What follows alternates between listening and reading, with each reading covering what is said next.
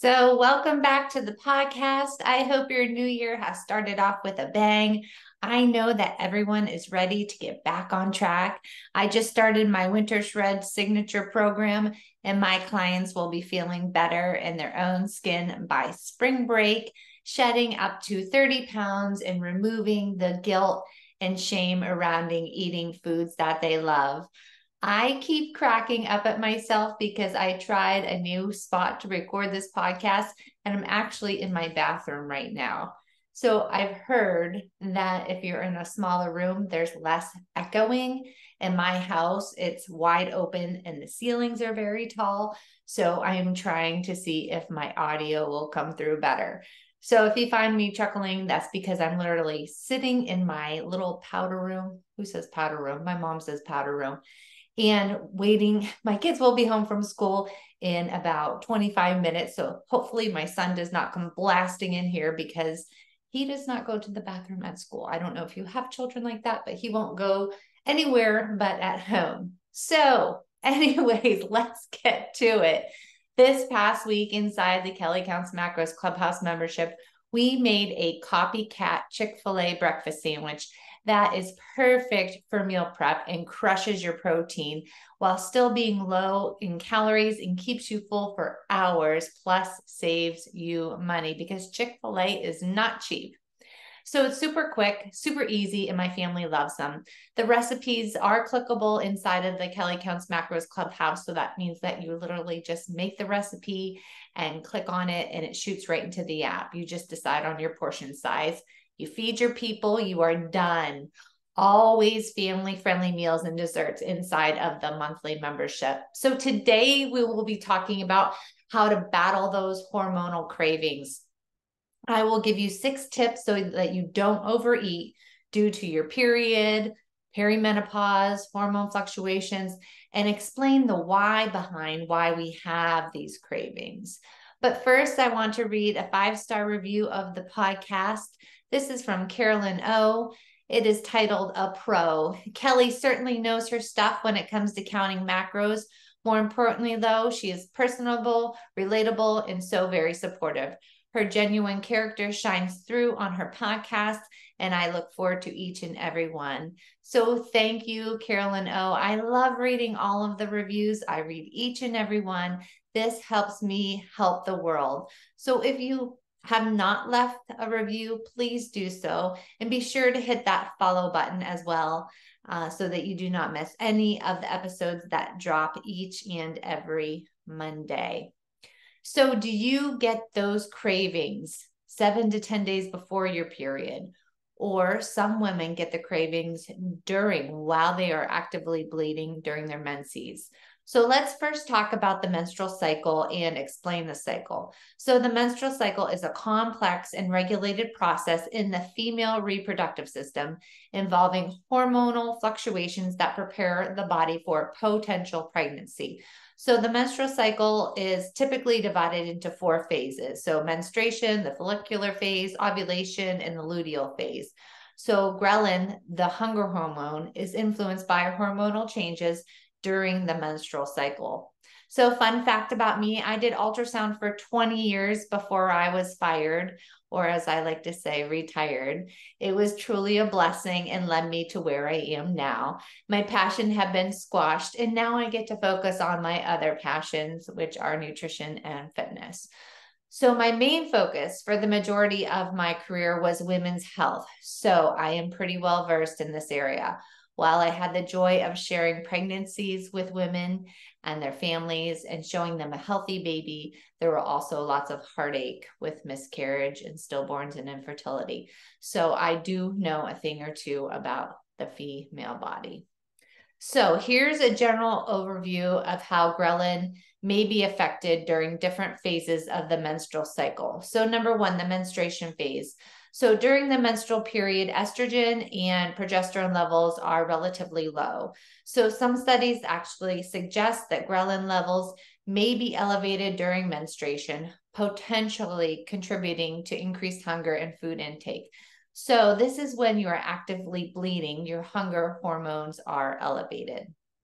The next phase, follicular phase. So the follicular phase begins after menstruation, and this lasts until ovulation. So estrogen levels gradually rise during this phase, and it's believed that higher estrogen levels may have a suppressive effect on ghrelin. So as estrogen increases, it may contribute to a reduction in appetite. Next phase, ovulation. So ovulation occurs around the middle of your menstrual cycle. So some studies suggest that ghrelin levels may increase slightly around the time of ovulation. This increase could be related because the body's preparing for potential energy that it needs, that's associated with pregnancy. The next phase is the luteal phase. So the luteal phase follows ovulation and lasts until the onset of menstruation. So progesterone levels rise during this phase, and some evidence suggests that progesterone may have an appetite stimulating effect by potentially influencing the ghrelin levels. So towards the end of the luteal phase, as the body prepares for menstruation, both estrogen and progesterone levels decline, and the ghrelin levels may rise again. So if you get those cravings before your period, that's where this phase is. So, but it's super important to note that individual responses can vary, and the interaction between hormones, including the ghrelin, is complex. So factors such as diet, stress, and overall health, of course, can influence all of these dynamics. So let's talk a little bit more about ghrelin. So ghrelin is a hormone that plays a key role in regulating appetite and energy balance. So it's often referred to as the hunger hormone because its primary function is to stimulate appetite and promote the intake of food. And it's released mainly by the stomach, although some small amounts are also produced by other tissues in the body. So the secretion of ghrelin follows a circadian rhythm, which is influenced by factors such as meal timing, sleep-wake cycles, and other environmental causes. So here is a simplified explanation of the hormonal cycle when the ghrelin tends to increase. So let's talk about meals. So pre-meal phase. So before meals, ghrelin levels typically rise. This is the body's way of signaling hunger and preparing the digestive system for the incoming food. So when the stomach is empty or when the body anticipates the need for energy, such as before regular meal times, ghrelin is secreted into the bloodstream. Okay, so next, meal initiation. So ghrelin levels usually peak just before a meal is consumed. It signals the body's readiness to eat. So as you start eating, the release of the ghrelin diminishes.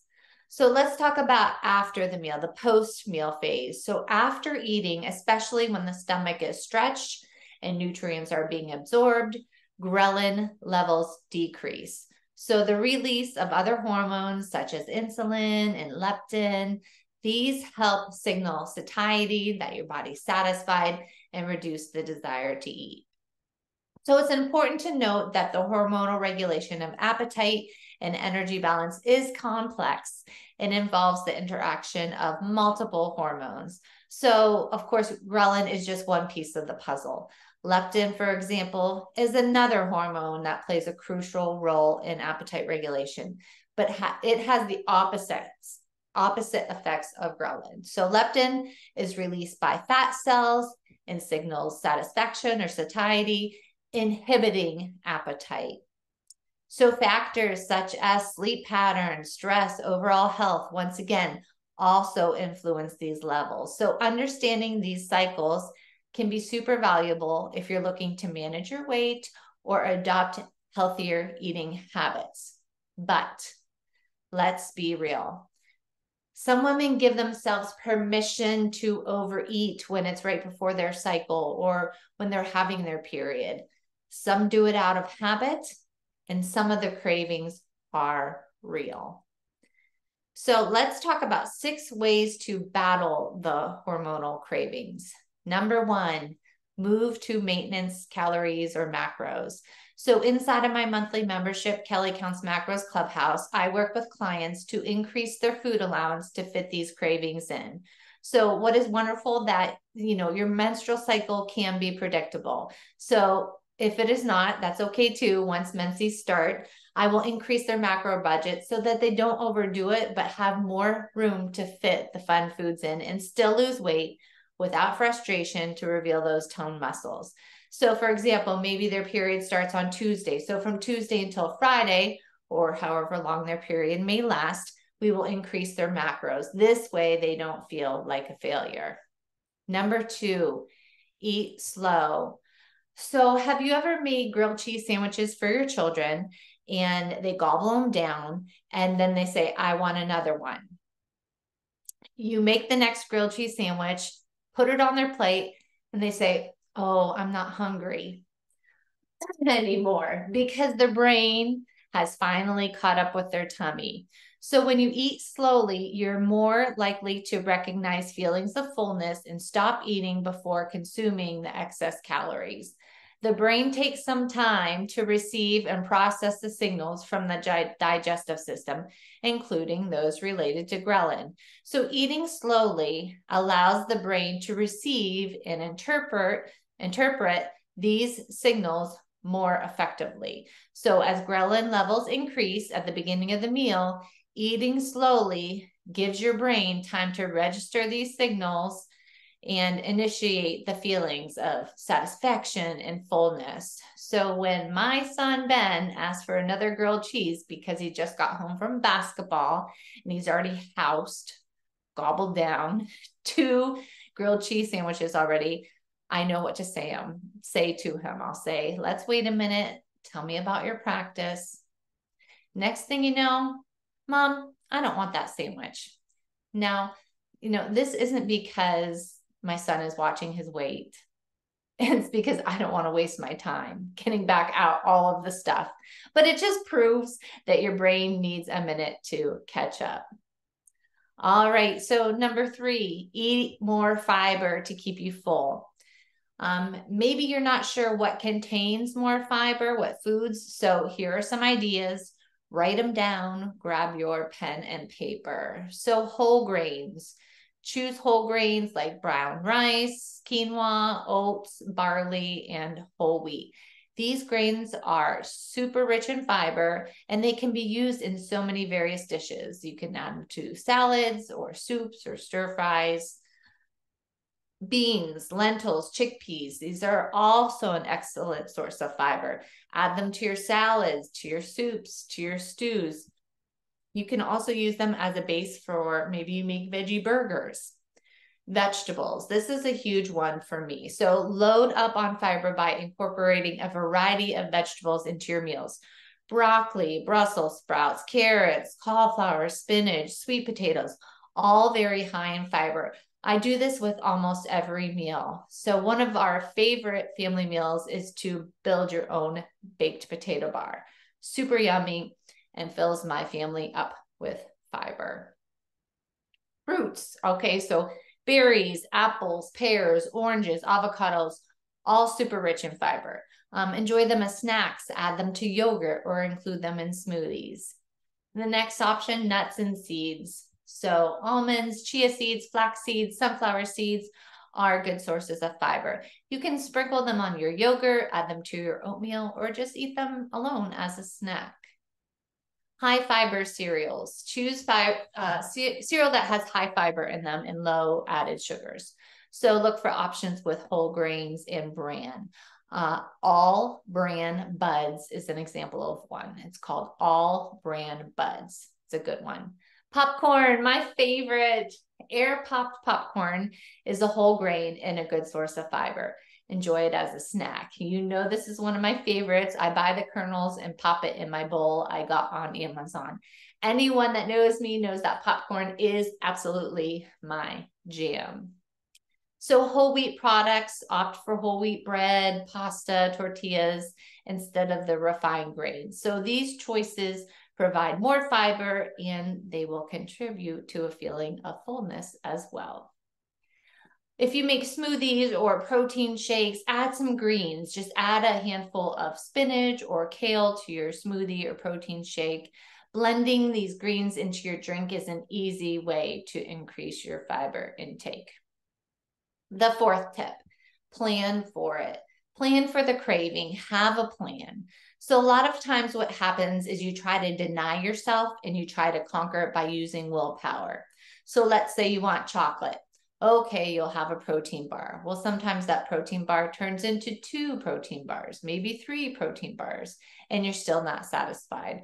So you think, oh, I'll have a Yasso bar. Have the Yasso bar, still not satisfied.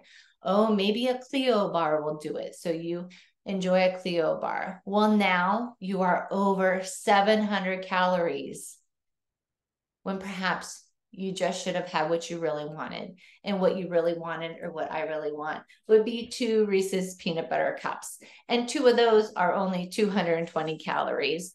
So have what you really want, plan for it, and now your hankering, your craving is gone. Number 5, don't let it spiral. First off, forgive yourself. Don't let it spiral. This is the first step. Feeling guilt or shame doesn't serve you. So if you overeat, everyone has these moments when they make less than ideal choices and they overindulge. Just make the very next decision align with your goals. No need to start over the next day or Monday or the next week or the next month. Make the very next decision align with your goals. So perhaps you need to go for a walk to refocus and get that digestion moving. Perhaps you need to plan your next meal with lots of veggies and lean protein. Or perhaps you need to journal and really think about what led you to this so that you can conquer it next time. One of my club mates in the monthly membership clubhouse, her name is Julia. She does this and it's been a game changer for her. She journals so that she can course correct and stop the spiral. Then the last one, you need sleep. 7-8 hours is ideal. So sleep deprivation increases hunger hormones. Turn off the Netflix, the TikTok, and get your butt to sleep. Lack of sleep can significantly impact hormonal balance, leading to changes that may contribute to overeating. So several key hormones involved in appetite regulation and are affected when sleep is insufficient. So let me just talk a little bit about how hormones play a role in overeating when you don't get enough sleep. So the ghrelin, we've already talked about this, but it's a stimulant. So there's that word again. It's often referred to as the hunger hormone. It stimulates appetite. So lack of sleep has been associated with an increase in ghrelin levels. This means that when you're sleep deprived, your body may produce more of it, leading to an increased feeling of hunger. Next, we're going to talk a little bit about leptin, which we mentioned before, is an appetite suppressant. So leptin is a hormone that signals that you're satisfied, that your satiety level has been, and it helps regulate energy balance. So sleep deprivation is linked to a decrease in leptin levels. With lower levels of leptin, the body may not receive the usual signals of fullness, making it more challenging to control your appetite. Insulin, blood sugar regulation. So sleep deprivation can lead to insulin resistance, which affects the body's ability to regulate blood sugar levels effectively. So insulin resistance can result in increased cravings for sugary and high carb foods, which can contribute to overeating. Cortisol, that stress hormone. So lack of sleep can elevate cortisol levels, especially in the late evening and early morning. So increased cortisol levels can stimulate appetite, particularly for foods that are high in sugar and fat. And of course, the increased reward response.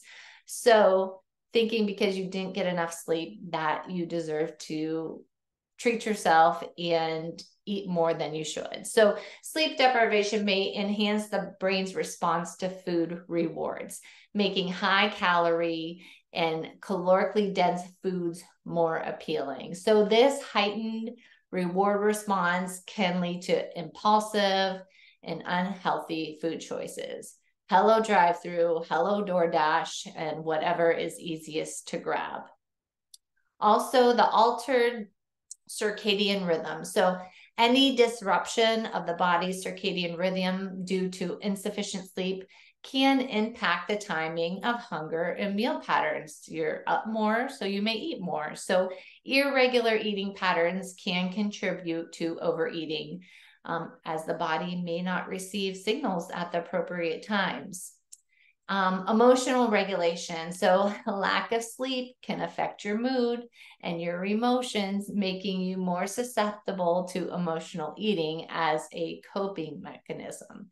And I know a lot of my clients can relate to this because they do use eating as a coping mechanism.